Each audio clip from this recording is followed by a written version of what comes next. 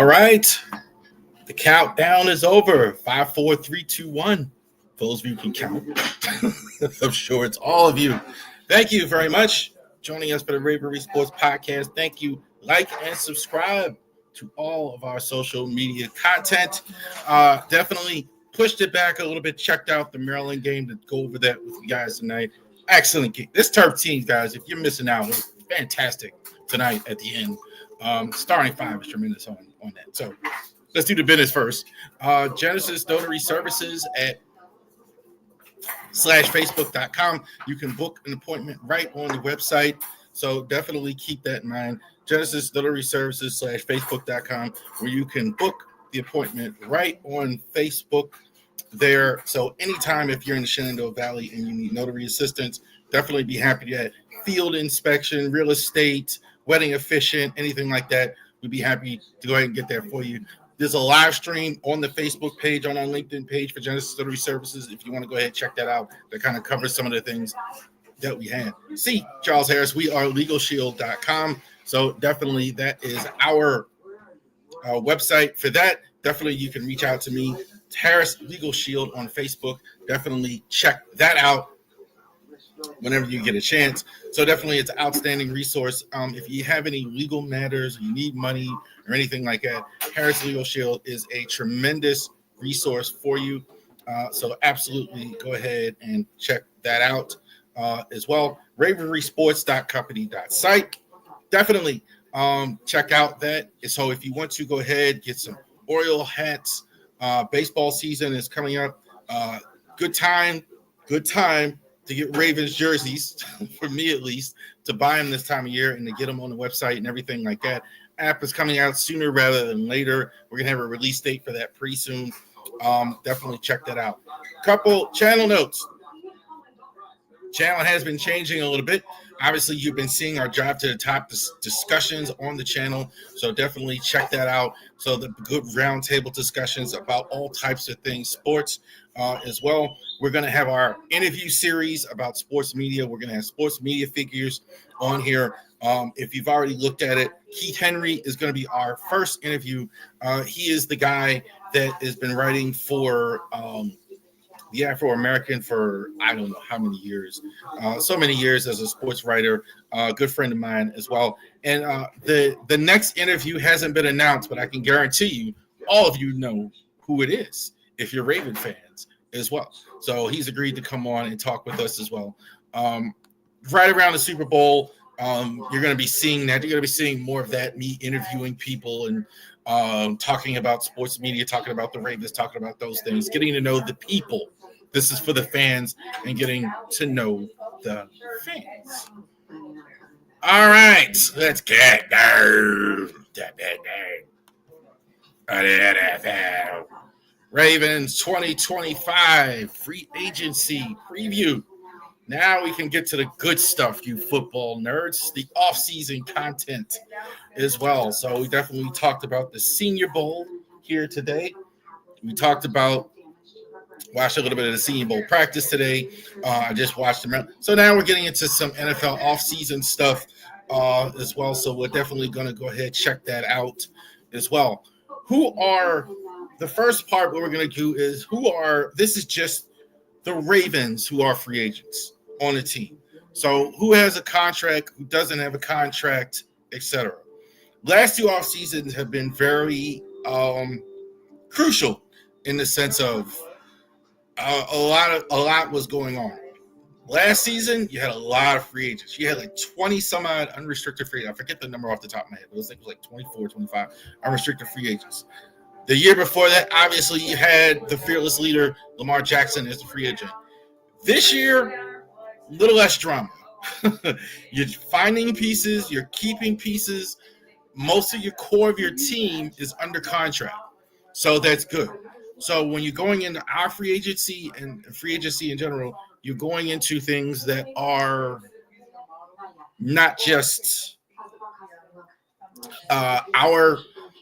not shifting off the planet here, right? Okay, so just some things for shoring up some things here. Okay, so let's take a look. exclusive rights free agent, Owen Wright. So what does that mean? So almost self-explanatory, right? Exclusive rights. Owen Wright is going to be a Baltimore Ravens if the Ravens want to sign him. All that means is he doesn't have a contract with another team, but the Ravens retain his rights. If the Ravens want to retain his rights, they can. They don't, then he can sign with another team. Otherwise, he has to sign with the Ravens. He can't go out another team. So Owen Wright looked good in preseason last year. I don't know if there's a spot for him on the team, but definitely they're certainly going to bring him in camp. Certainly, if there's an injury to the very good running back room they have. Darius. Interesting to see if Darius Washington, who was a guy who's been a backup guy, a guy who John Harbaugh really liked. Obviously, he's a guy. It'll be interesting to see if they're talking extension with Darius. I don't know. I think they really want to bring in a safety in the draft. But I think it'd be fascinating to see if they can go ahead and pull off a Darius Washington extension.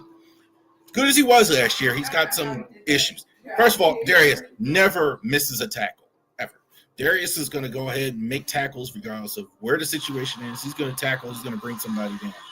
The other thing with Darius is a little bit small. Had some injuries before. Is this a guy you want to commit to long term, even though he won the starting job and was very good? I thought that was the biggest addition last season. So restricted free agent, though. So what that is Ravens have basically right of first refusal. Another team can sign him. They have to run it by the Ravens. Agent, everybody has to run it by the Ravens. You don't see a lot of restricted free agents sign with other teams. So I think Darius is going to be a Raven in 2024, 2025 rather. But it'd be interesting to see because he played well if anybody else tries to sneak in there as well. Now, unrestricted free agents.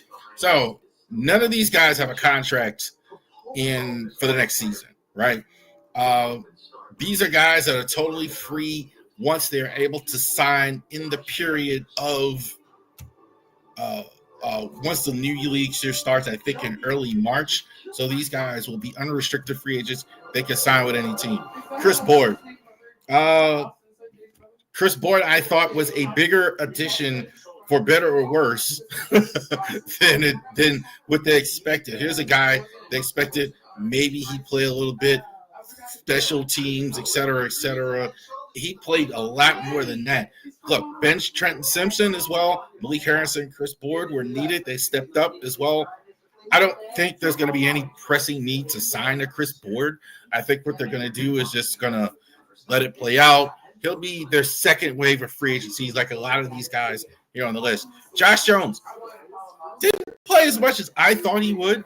I think like it really wasn't an issue in camp. I mean, he was able to hold his roster spot, played sparingly. I'm not even sure how the Ravens feel about him if they would consider bringing him back. If they would consider it, I would think I kind of put him in the same category with Chris Board. See how the draft plays out. See if they need him. It's not going to be inexpensive. Shouldn't be a lot of teams after him. I'm more thinking with him, he'd sign with a different team, but I'm not sure quite yet. But it'd be interesting in the second wave. Travion Mullen, this guy's continuing to fight injury issues. I mean, we don't know really what you have with him on the field at all. So seems decent enough corner, NFL corner on the field when he's actually playing on the field, but a lot of injury issues. Seems like a lot of these secondary guys have had it as well. Steven Sims, they brought him in mid-season, the punt returner. This tells you his chances of coming back. John Harbaugh in the end of the year press along with EDC was saying, hey, we need some help at punt return. That tells you what they think. Tried a couple guys here. Devontae Hardy, same. Brought him in from Buffalo, gave him a spot. Really was injured a lot of the year at the beginning of the year, injured through camp. Then he played, didn't really make an impact as well. These are two guys I'd be surprised if they come back. If they came back, you never know. Christian Welch, I think this is a special teams player. I think the question was with the Ravens all year, I think this was probably the worst we ever saw their special teams. Special teams not good at all this year for the Ravens, and that's very, very unusual. Usually they're at the top 10 near special teams for many years. John Harbaugh was a special teams coordinator, understands the whole defense, and I thought they were awful. So interesting to see. But Christian Welch, kind of a midseason signing as well. Deontay Johnson. I don't know why you guys think that they're for sure going to get a comp pick out of this. I mean, Deontay Johnson has lost so much money. He got released. He got moved by 3 different teams, guys. Like the Steelers got rid of him in the last season. I'm not even counting the Steelers. Who got rid of him in the last season, traded him. He goes to Carolina. Not exactly a really good team.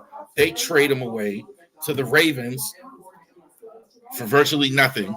The Ravens they release him due to bad conduct. The Texans go sign him, need receivers. They release him due to bad conduct. So the Ravens are trying to get some compensation. Guys, I don't know who's going to give him a lot of compensation. I don't know who that is. The one place I actually could see is actually Pittsburgh giving him some kind of contract again. But I think they've wasted more time on this than I think they needed to here. So as well. Tre'Davious White, interesting. I thought he should have played more. I thought, like, considering the struggles of Brandon Stevens, they kind of started to play him a little bit more, and then they kind of used more Brandon Stevens down the stretch after he came in. So I don't think Tre'Davious comes back. I think it'll be depending on the. They're going to have Marlon. They're going to have Marlon Humphrey back for sure. They're going to have Nate Wiggins. You're going to have Arthur Millette under contract as well. So Tre'Davious, can he be a third, fourth? Interesting to see how that goes. I think Nelson Aguilar has probably played his last game as a Raven. I don't know if Nelson is going to come in next year. I think his role would be he was able to hold on, I think, more than they thought. I think that says more about Devontae Walker. I don't think he's going to survive another EDC draft. We'll know early. The last 2 years, he signed pretty early, signed team-friendly deals. So he may want to do that again if he wants to do that, if they want to have a spot for him, etc. So it'll be interesting to see if that go ahead and plays out. Brent Urban, John Harbaugh guy, booking for next season. Brent Urban will definitely be on the Ravens next season if unless he retires. Team-friendly, they may release him at the camp. He's going to be their 5th defensive lineman. And I don't see any way we don't have Brett Urban unless he retires, from the game. He is 34. He's going to be 34 next season as well. Malik Harrison, has he earned the starting job going back into next season? He basically won it back from – here's a guy who was benched a long time ago as a starter, so much so where they brought in Roquan Smith. They had Trent Simpson. Patrick Queen is gone. And so – interesting to see how they feel about Malik Harrison, see if he stays here as well. I think there's a chance he might stay. He's also very valuable on special teams. Josh Johnson, got to upgrade from this guy. Josh Johnson, I'm fine with keeping him in the Ravens as a coach or something. They really got lucky. There was no entry to Lamar, and they didn't have to play Josh Johnson for significant minutes. I would like to see them draft a quarterback here this offseason. You don't want to do it in the first, second round, obviously, but draft a quarterback later, draft a quarterback in the late rounds. You gotta do better than Josh Johnson. Josh Johnson, I think they were lucky that there was really no Lamar injury and there was no need, but I don't think you want to go into that next year. And Tylan Wallace, I don't see it either. I don't think that Tylan Wallace is going to be back with the Ravens. He's had some flashes as well. I definitely think so. I definitely think Tylan Wallace has looked good at times. I think the problem is that's not enough of those times. I was for sure they were going to give him a run for his money at punt returner, kind of struggled, had some drops and all that, et cetera, in the punt return game. At receiving game, looked good at times, made some good catches, not consistent enough, I'm concerned, that for them to bring it back. Also to Devontae Walker on the roster, maybe looking for a bigger role for him. I think that's kind of the case with both him and Aguilar. Interesting to see how that goes. These guys are in the top 5 of the free agent class. Ben Cleveland, man. I don't know why. This was the one thing is as much as the offense got praised and the offense did well, I have no clue why Ben Cleveland was sitting the bench the whole year. That was insane. Look, you could call Falele whatever you want. I think Falele struggled all year long. He got better. Frankly, I think what they did with Falele was they just gave him more help. They gave him Pat on that side, ran more on the other side. They disguised it more. He did get incrementally better. Rosengard certainly got better. I think that helped as well. So, but Ben Cleveland, there's a 0% chance he wants anything to do with him. Harbaugh definitely doesn't want him back, in my opinion. For whatever reason, he doesn't like Ben Cleveland as a right guard. So definitely signing on another team. This would be the biggest shock of all. Like if Ben Cleveland was to come back, the biggest shock. Project Pat Ricard. I think Project Pat is an interesting one here. I think he's asking if he said he wants to retire a Raven. I think that's very possible that he retires a Raven. I will say this. The slam dunk nature of him, no other team having interest in him, I don't know about that. I think there's going to be a bit of a running back renaissance looking at what Saquon Barkley did, Derrick Henry, Josh Jacobs, Ashton Genty coming out in the draft, almost winning. So I do think teams are going to focus a little more on the run and may need a fullback. So teams like San Fran, even though they have a former Raven, funny enough, everybody forget, Kyle Juszczyk. They have the Chargers seem to be signing up a lot of Ravens players. And the West teams more. I think it's some chance that somebody else gets it, but I'm pretty sure we're gonna have Pat Ricard. I would say 75-25 he comes back. I don't think it's that, but I don't think it's 90%. I think like it's a little bit overstated to say that. Pat McCary. This is the one of the list of the finalists here. I'm not sure. I don't know. I'm not sure because of what McCary's market is. I don't know if another team. I'm thinking that another team is going to be interested in him. There's a very big dearth of good, really solid starting caliber NFL guards, NFL tackles. Guy with his versatility, capable of starting. He started all year at left guard. I thought that was the better side of the line that he started on. Kind of got beat out Andrew Voorhees for it. So I'm kind of thinking it is, but it'll be interesting to see. I think, though, if they can get a similar deal than what they had, I think there's interest there. But I don't know if they're going to be able to do that. I'm not sure what his market is, though. I don't know how the rest of the league feels about him. I think the Ravens would love to have him back, though. Absolutely.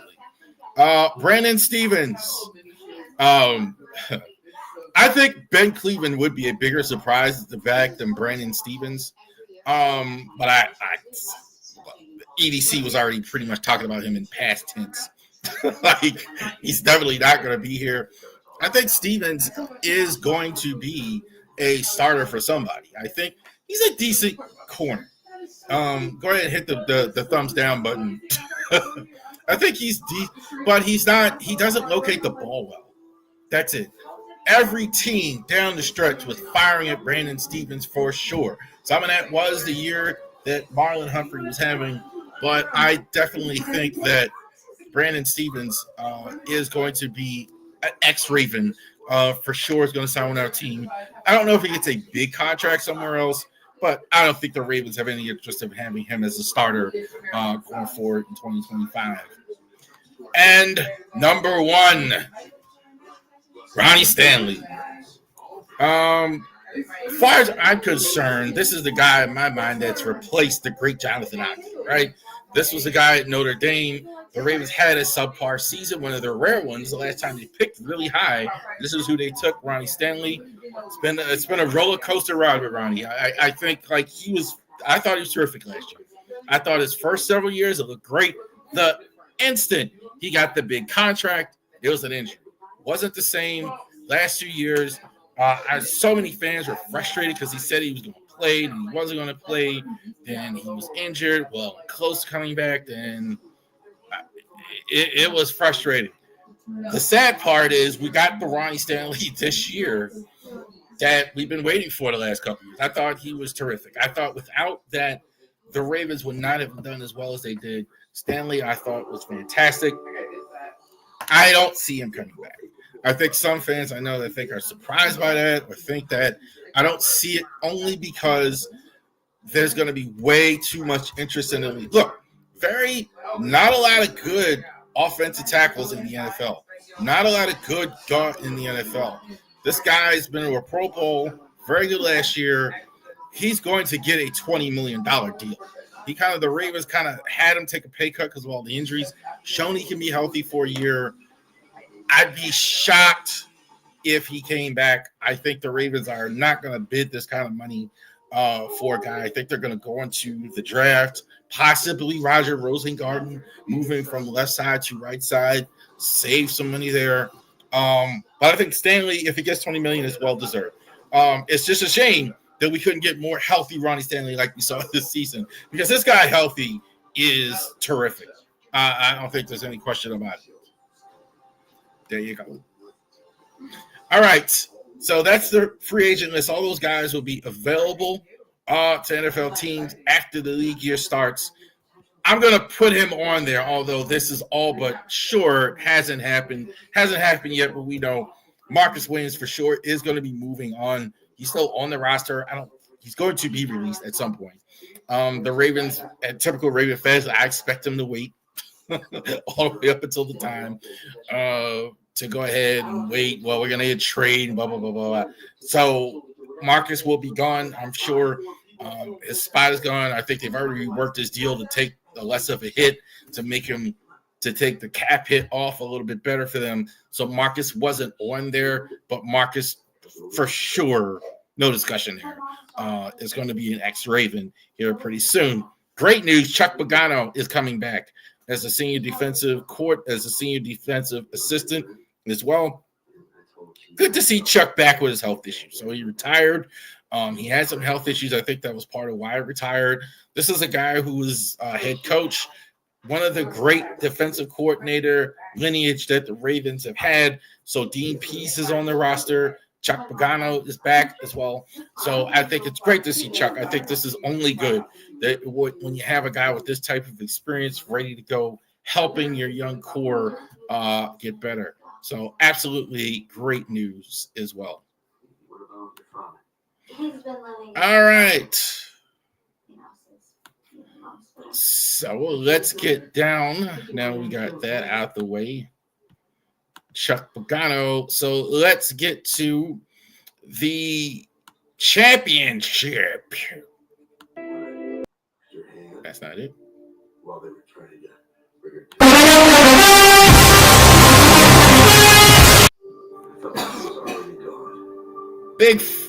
Not Big Five. I'm sorry. I knew I was going to do it. I heard the music. So Championship Sunday. We just had it. So we're going to know who's going to be in the Super Bowl coming this year. Let's start with the NFC because that was super decisive. The Eagles, 55-23. I'm sure Kevin Hart and Will Smith are ecstatic. Those two Philly guys over the Commanders. Commanders shouldn't even have been here. And I don't mean that to be too insulting. And I think they went as far as they could. Look, Jay Daniels is terrific. I think he's probably a top 5 quarterback in the NFL. Certainly the best quarterback in the NFC. Just not enough. The Eagles, I think, roster, I think, is terrific. All across the board. Quarterback is really good. I like Jalen Hurts. I think Jalen Hurts is a really good quarterback. There's some, it doesn't always look traditional like the way people are expecting, but Barkley has been fantastic. The 2 wide receivers are outstanding. Their line is outstanding. I say this a lot with Philly. I think they're from top to bottom as well. The question I think a lot of people have is coach and quarterback. I'm not worried about either of those things. I think both of those are kind of overblown. Hurts, I don't think is elite. He's not as good as the guy he's going to be playing against, but he hung 55 here in this game. So I think their offense is really rolling. I think their young core on defense is outstanding. I like the Eagles here as well. This game was fantastic. The Buffalo Bills and the Chefs, I think, are get over the fact that they don't have this greatest show on turf anymore and all these offensive weapons and all that. You got to get over that. They are as good on defense as I think as they need to be. I think the defense is very, very underrated. Chris Jones is terrific. He gets some press, but man, he really doesn't get as much as people talk about. Trent McDuffie at corner. I mean, I'm having a hard time not putting him as the best corner in the league. It's pretty close with him and Surtain, but Duffy is like he totally takes a guy out as well. I like Nick Bolton. I like the linebacker. I think the defenses showed up as well. Buffalo just can't get over this hump. I don't think Buffalo did anything wrong. I think they were a touch conservative in this game. More, I think that was kind of their game plan, trying to limit Josh Allen's turnovers as well. But I don't have a big problem with Buffalo as well. I think it's just that hard to beat the Chiefs. Unfortunately, for the AFC and the rest of the league, it's going to be very hard to beat Kansas City. I thought this was fantastic, though. The game itself was fantastic. I was kind of rooting for a different result, like a lot of this, but I thought it was good. I think, look, Mahomes, I think, is in the Jordan territory now. If he can win 3 in a row, this is the references I keep making with him. Doesn't matter what his circumstances are. Doesn't matter what the line. Look, he's got Joe Tooney now playing at tackle because they can't find a left tackle. That wrecks the whole season. This guy is cool and collected in the playoffs. He's looking more calm each year. I think the Chefs and the Eagles. The Eagles have the talent to win this game. I'm having a hard time picking against the Chiefs. Hard time. Chiefs are really good. Definitely. We'll chop it up a little bit more on our Super Bowl preview show. We're going to do it at 4 o'clock, not right when the game starts as well. And we're going to do an instant reaction. I don't know if we're going to have some of the guys on with me or not that day. We'll see. But definitely we're going to go ahead and do that as well. All right. I am very excited about this. Let's talk a little Terps basketball. I have this up on the graphic, and we're going to go into this, but we're going to go into all the action this week. Terps just winning 3 games this week. I thought it was terrific as well. So they went down into Champaign and beat the brakes off the Fighting Illini. This was fantastic. This game was on Thursday at State Farm Center, FS1. Derek Queen was he's been the man-child all season. He was terrific in this game. Illinois had an issue. We're going to get to that, but that was, I don't care. Like 25-6. He's been fantastic all year. I'll get to the thing I'm going to get to when I talk about the other games with him. The only concern I have. But this guy rebounds the ball well. He's just got to be a little bit more assertive at times. I think he's not assertive enough at times. But that's the only thing I could see with him. When he's on his game, got to get a little more balance a little bit, but he's getting 20. He can score 20 every night if he's one. Julian Reese. I heard somebody say that they thought Julian Reese is an All-American. Not quite. All-Conference, but he's been fantastic. His sister is Angel Reese, and he is doing the family name proud. Outstanding, 27-17. Clearly the best player on this night in this game as well. Fantastic. He's a good piece of meat and potatoes. This season, though, unlike when he was playing with Jameer Young, he's getting it done on his own. He's got more help around him, but he's having nights that are his nights for sure. So it's where I think last year he kind of had good nights when Jameer Young had good nights. He's having nights. This was his night in this game. Jacoby Bolesky, 15 points, 8 assists. He's essentially with the closest thing they have to a point guard. Good outside shooter, good handling the ball. Him and Rodney Rice are making some fantastic, difficult shots in this one. First round pick, Kasparas Gianakis, I think I'm saying it right, for the Fighting Illini, 21, 7-7 across the board. Easily their best player. Not as good shooting the ball in this one, I didn't think, but he was pretty much most of the offense, along with Kalen Braswell, 14 and 9 on the ends. He had to take up the rebounding slack in this one. I think now everybody's going to say for sure the reason why Reese and Derek Queen had such great nights is because Isvik didn't play. I do think that was a factor. That's just true. That's just the truth. I think they didn't have Illinois doesn't have a lot of size, and their center was out, and Maryland took just complete advantage of that. I think that's why it was so decisive. Uh, Dre Gibbs, Hawthorne, picked up some of the scoring slack, 15 points. This was never in doubt. Never in doubt. So I was surprised that they didn't get a win into the top 25. So what's happened since with that? Tremendous game on Sunday in Bloomington. Terps beating Indiana in the heartland of hoops there. Indiana not top 25, but a pretty good team on the road, getting a win at the last second. Fantastic shot at the end. The game winner by Rodney Rice. I think it was Rodney Rice. So I think it was Rodney Rice at the end who actually won the game for them in the last seconds. Good stop on the defensive end. Game was fantastic, entertaining. I think the Hoosiers, I think with all their preseason, look, Mike Woodson is not a good coach. I could have told them that. He's from Indiana. He played at Indiana. He played in the pros, not getting it done. As usual, his teams are frenetic on defense, and it showed. Terps were able to eke it out at the end. Tonight, Wisconsin goes down to the Terps in the Gold Rush. The games, it looks like the students were back. This was a typical Wisconsin team. They're going to knock you down. Guys going out on the floor, physical. Terps, Queen wasn't good. And I think this is kind of what I'm seeing with the team this year. Miguel, Gillespie, Rice, Reese, double figures. Bad night for Queen. I think this was his baddest game I've seen him play, but he was outstanding when he needed to be at the end, and they were able to. This team should be in the NCAA tournament written all over.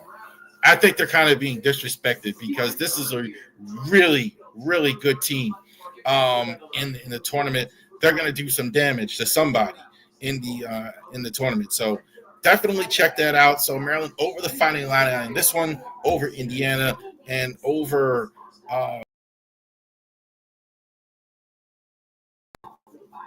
put it back on screen. Over the Fighting Illini, over the Hoosiers, and over the Wisconsin Badgers. A little bit of a break until the 6th of February, and I think it's going to be Ohio State as well. So definitely check that out. Outstanding stuff there as far as that goes. Didn't talk about this last week, but I'm going to give it in this week. Hall of Fame has been set, 2025 Hall of Fame.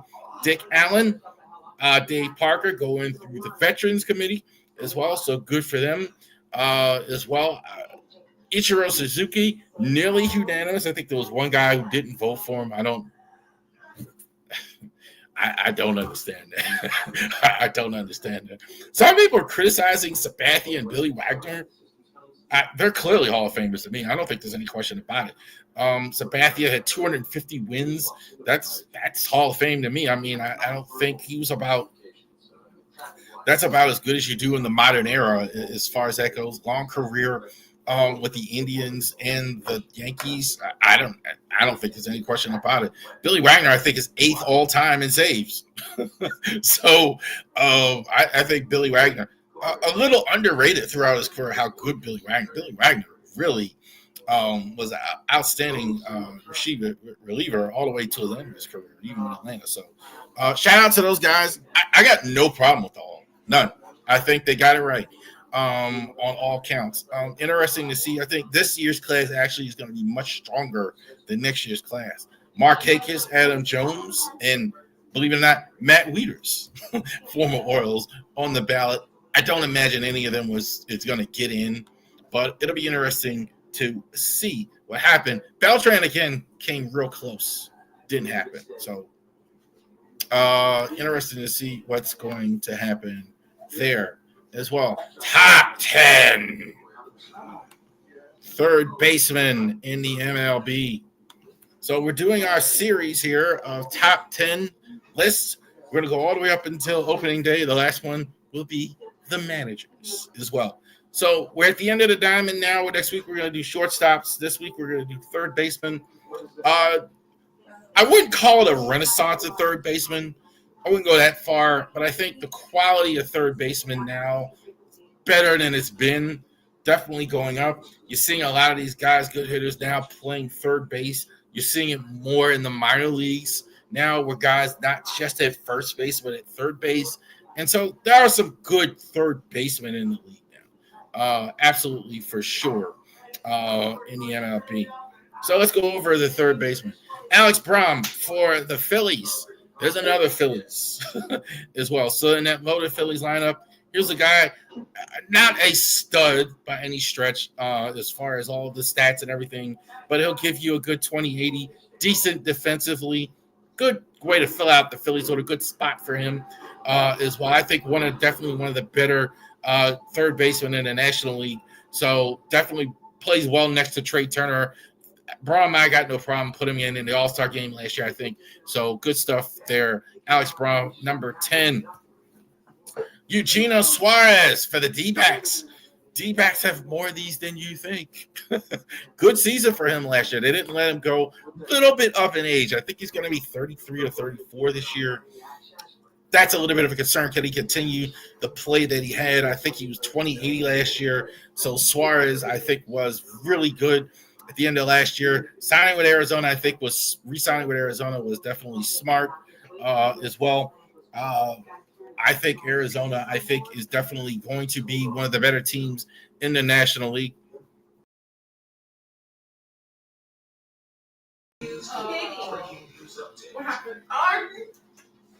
Oh, one of the better teams in the National League. Daughters are walking by there. I'll get my office back soon here. Better teams in the National League. Diamondbacks, I think, were fantastic as well. So I think Suarez, is top 10. I think this season to be top 10. I don't know he'll be on this list every year, but this season, I got no problem putting him in the top 10. Here's a guy sliding down, Nolan Arenado. I think Arenado at one point in his career was a guy who could actually carry an entire lineup. Getting older here, I still have him in the top 10, though. I still think he's got a little bit left. I do think St. Louis is going to trade him at some point. I think that'll matter for him. When you have a guy sliding a little bit, I think the role he's doing in St. Louis isn't this much. But he's going to hit. He's going to give you about 20-80. I don't think you're going to get 30 out of 100 anymore. Defense is kind of sliding a bit. But I think definitely at the third base, I think definitely he's there. I got no problem putting Aaron on top 10. Great career he's had. Max Muncy. Power. Doesn't hit for much average quite yet. That's probably why he's not higher. Big, strong guy. I think look, I think another team he'd probably be playing at third base, but fits right in on the Dodgers. I don't love him defensively, but he's not a complete train wreck either. But definitely he can hit for power. That's definitely definition. You can pencil him in Spurtley in that, and I think the best lineup in all of baseball for 30-plus home runs, 100 RBIs. I definitely think that's in the cards for Max Muncy. Not going to hit for a lot of average. Average has consistently been around 220, 230. I think he's capable of about 250. But I definitely a power bat at third base. Guy, again,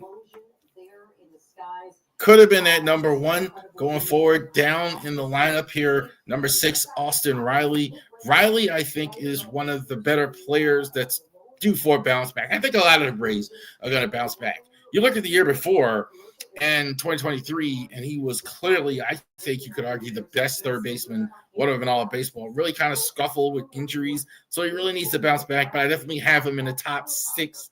I'm not going to take him down any more than that. You see it on the screen, big power guy, definitely good defensive third baseman, can play multiple positions. So I like Austin Riley at number 6. Matt Chapman. Definitely, I think the numbers are still there. I think Matt Chapman, not dead yet here. Played with the Giants last year. Before that, you see that with the Blue Jays. Chapman, stats wise, last year, 27 home runs, 78 RBIs. Definitely had so many good years in Oakland, which is now Sacramento. I think Chapman, definitely deserves being in the top 10. There is a little bit where you feel like he should be doing more. I kind of always felt like he has the ability to be in the elite category. That still may happen, but I think Chapman. I think it's a little low. Little. I like to see a little bit more. I don't want to be too critical because he's number 5. This is a good player, but I always felt like Matt Chapman could have been like in the elite category, one of the better players in all of baseball, as well. When I saw, where is he going to play? Alex Bregman. He's 4 no matter where he goes. I don't know what's going on in Houston. They seem to be getting rid of guys. They got rid of Kyle Tucker. They got rid of Ryan Presley.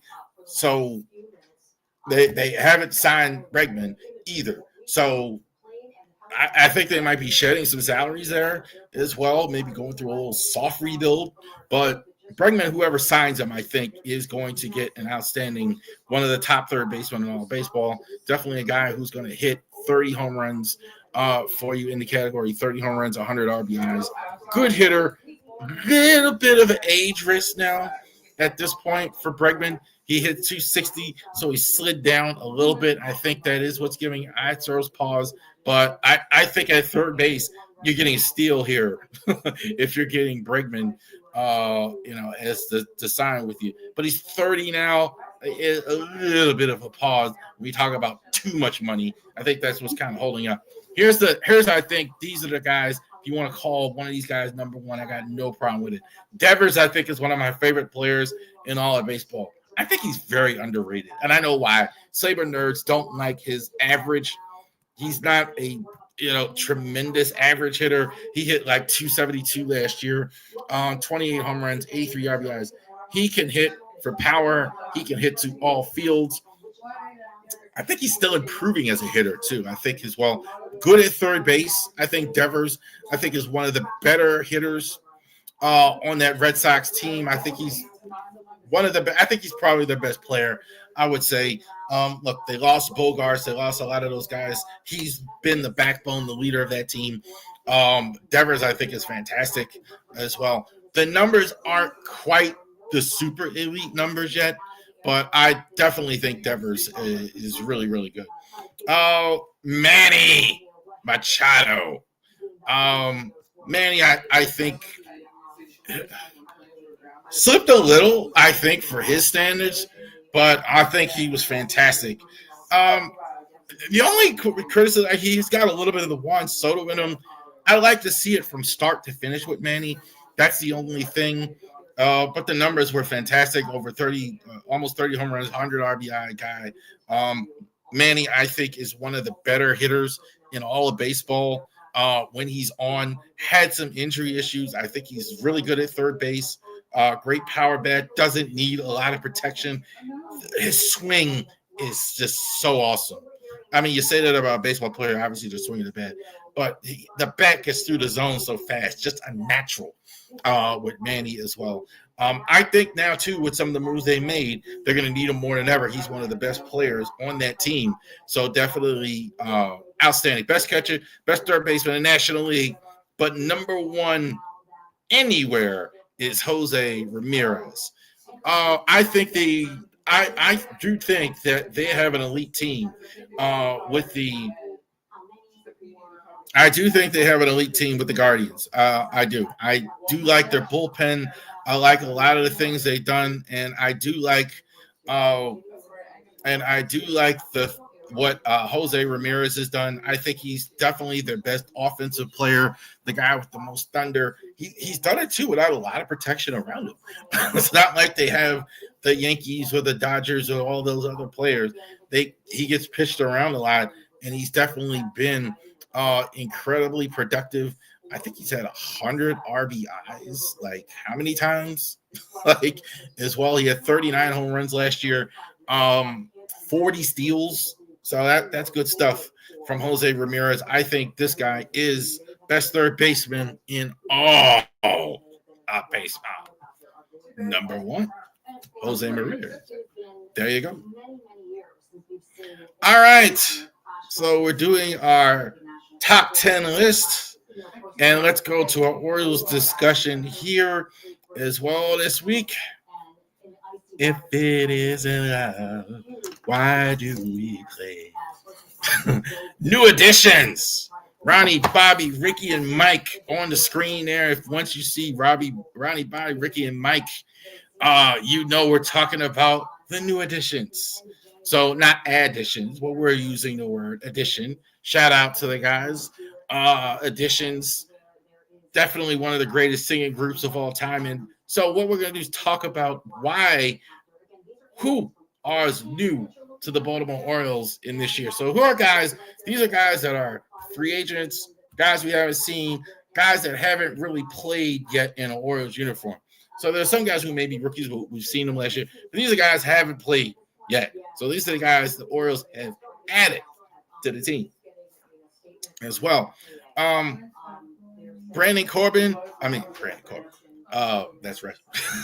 Corbin Burns signs with the Diamondbacks as well. Big contract with Arizona, so no longer the Orioles ace now.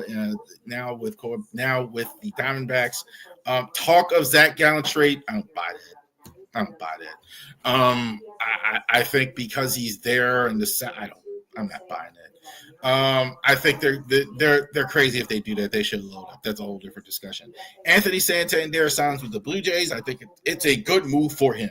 I think there's talk of he doesn't play as well in Sky Dome historically. I mean Rogers Center, but I think he's such a power hitter. He's going to hit no matter where he is, even if he hits more on the road and at home. I'm not worried about Anthony Santander. Good pickup for the Blue Jays. Other guys have not signed yet, as I don't think they have. Danny Colombe, Jacob Webb, John Means, and Brian McCann, and James McCann. Brian McCann, that's the brother of James McCann. Colombe, I think, hasn't signed. Colombe, I don't think, has signed with anyone. He's definitely not coming back to the Orioles. Same with Webb. I don't know if he's signed on their team. I have to look that up, but I don't think he's on their team. John Means is still out there. I think they're going to pretty much wait. Spring training is going to start here pretty soon. I think they're going to wait all the way up to that if he re-signs and if he's able to pitch with the injuries he's had. I think the Orioles might bring him back from an invitation. And McCann won't sign back with the additions the Orioles have made. Is it an upgrade? I don't know, but we will definitely talk about that. Here's some rookies we may see. Dylan Beavers. I think he's really being slept on. When I hear about the Orioles prospects, I hear you talk about Basayo, they talk about Kobe Mayo, they talk about Brentfield. Start talking about Dylan Beavers. I think Dylan Beavers definitely in that leadoff category. Legs player, lots of speed, going to steal a lot of bases. I think for somebody, I think he's definitely a future leadoff hitter. One of the better players, I think, coming up in the Orioles system. I have him at 3 as well. I definitely think we could see him in 2025 rather, on the field. Not right away, but definitely after the All-Star break. He's going to play well in the minors, for sure. So definitely he's a guy, and I think they'd rather bring him up. He's been in the minors long, already played with the Bay Sox, played with Norfolk, etc. They're going to be interesting as well. Thought we see him last year, but he hasn't really hit the field yet. Chase McDermott, I think some point Chase McDermott is going to have an Orioles uniform on this year. I'm thinking now maybe it's a career as a reliever. The Orioles have signed they've signed starters. I don't think there's room for a starter rookie on this team at this point.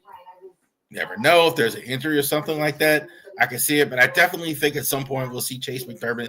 Is he a major league pitcher? I'm not sure. I think he's a decent minor league pitcher, but it'll be interesting to see. Not a lot of great pitching prospects for them. So definitely you'll see a shot at Chase McDermott. Some people, the moment we've all been waiting for. One of the best prospects in all of baseball, Sam Basayo. Pump the brakes on getting rid of Adley with this guy. Quite yet.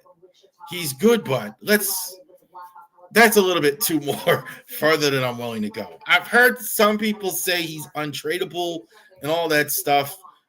Definitely a top flight prospect. There's no question about it. Very good catcher, very good hitter. Bat speed is tremendous. Reminds me a lot of Manny Machado at the plate when I'm seeing him hit. Definitely a top flight. So he definitely deserves that. I don't know if we'll see him this year. I think more with him, cup of coffee. I don't know if we'll see him for anything past that September late, kind of similar to what we saw last year with Kobe Mayo, but outstanding prospect going forward. He's not probably going to be the catcher because Gary Sanchez is here. Gary Sanchez for years had the reputation of all offense, no defense. I think he's actually improved defensively over the years. He has worked at it. So Sanchez, I think he's a very good offense. He's going to give you probably more than James McCann would give you. I'm thinking that. I guess that's what they're looking for. They're looking for offense over defense. I think that's why you make a move like this on the nights where you don't have Adley in the lineup or whatever. This also maybe tells me that you're going to have less maybe of Adley at DH this year. You're going to have more of Gary Sanchez behind the plate. I think Adley needs to rest more. So I think that's why you get a Gary Sanchez. I need a little bit more offense in the lineup without Adley on the nights where for sure I'm not going to have Adley because he may not be DHing as well. I can't just stick James McCann in. Daz Cameron is absolutely going to compete for the fourth outfield spot. Last year, you see him with Oakland, not Sacramento. I don't know how much he makes this team. I definitely think with all the outfield depth, I kind of see him. They're going to bring him in camp. He might crack the open day roster or something like that. But I think he's going to bounce back and forth between Norfolk as well. Tyler O'Neill is the big free agent addition for the Orioles. 3-year deal. He can opt out, I think, after the first year. This is the replacement for Anthony Santander. A little surprised that they went this route as well, that they went ahead and signed a vet with all the outfield depth they have. This is an A player as long as he's healthy. The average is going to be really good. I think he's actually fit for Camden Yards. They're going to be moving the fences back. He's going to play left field, which is, I think, better than anything I think it's an upgrade of what they had in left field. From what I understand, he's going to be in left. Cowser is going to be in right. I think defensively, this is going to be a good outfield. I think this guy is outstanding. Can he stay healthy? He has an injury history. Great last year in Boston, but that's the only concern I have with Tyler O'Neill. Amaya, this graphic has changed because of the guys they brought on release. He's the latest one. I think he's just a body here, Jacob Amaya. I think you never know. Somebody who could, if Mateo or Urias can't go, something like that, that's kind of what you're going to see from. I don't think he makes the roster, but I think he definitely, you bring him in, he's got a shot. This is very underrated. Andrew Kittredge, outstanding curve. It's nasty. I really love it. Good assortment of pitches. Pitched in the great Rays bullpen, I think was an outstanding pitcher for them. I like him. I like this acquisition. I think he can actually sneak into the 8th inning role. I think he's that good. I do think 1-year deal, $10 million. I think this absolutely helps your bullpen. I definitely think they want to upgrade in the bullpen. I think there's a lot of teams now with the starters not going a lot of innings anymore. They're looking for bullpen. You saw it a lot now. Tanner Scott getting a lot of money. Kittredge getting like $10 million. Hoffman getting a lot of money. The Dodgers signing so many closers. The value the price of the brick seems to be going up for a lot of these relievers. So that's interesting there as well. Sugano. I don't want to mess up his first name. He's in both categories of the rookie because he's never played in the majors from Japan. And also from Japan, so it also has that rookie status. Look, Adam Jones really raves about this guy. A lot of these guys, the last one we had was Wei and Chin. That worked out pretty good as well. Like to have Sagadi. I think probably the only reason why he wasn't regarded as well because of his age. He's like 35 now, so maybe he's on the downside, but outstanding 4th or 5th starter. Absolutely no problem with this guy. 4th or 5th starter. I think though I don't think he's a stud in terms of, but he could give you a good I can absolutely see him having a good 2-3 years in the majors here at the end, and giving the Orioles some innings. I think the Orioles rotation is set. I don't think they do anything else. I think you're going to see Grayson, Eflin, Sagano, Morton, Kramer. That's it. Bradish is going to bump somebody when he actually gets back healthy. I don't think they do anything else with the rotation. But barring something extraordinary happening or some extraordinary bargain or something like that gets on the man. And here's the last one. Charlie Morton. I'm being in my 40s myself. It's always good to see a guy in his 40s still playing baseball. Morton is I'm trying to think of a name. The modern day Rick Russell. I don't want to go. I try not to date it too much, but he's still rolling. Middle tier starter, innings eater. Gonna get you some innings. Maybe he gets you 15, 16 wins. Maybe he gets you 16 wins. If short of getting a guy for a large deal, the Freeds and the Burns and all the other guy, you're gonna get a guy with Charlie Morton. Gonna give you innings. Definitely still had a good year last year. I'd have no problem with a Charlie Morton. Not exciting, not sexy, but definitely a guy who's going to give you a lot of innings. And I think their rotation is done. I don't think they bring anybody else at this point. There you go. All right. So definitely check us out, like and subscribe to all of our social media content as well. This is obviously had a rough day. Personally, yesterday I had I don't want to say it on camera as far as everything, but I would say pray for our United States military members. I had a guy have a situation that was an ex-military who was in the military. And so just make sure that you have our military, our soldiers, and these young men that are out here fighting for us, make sure that you let them know that you appreciate everything you've done for them. So thank you very much for joining us here on the Raver Sports Podcast. We will see you next week. Have a great day.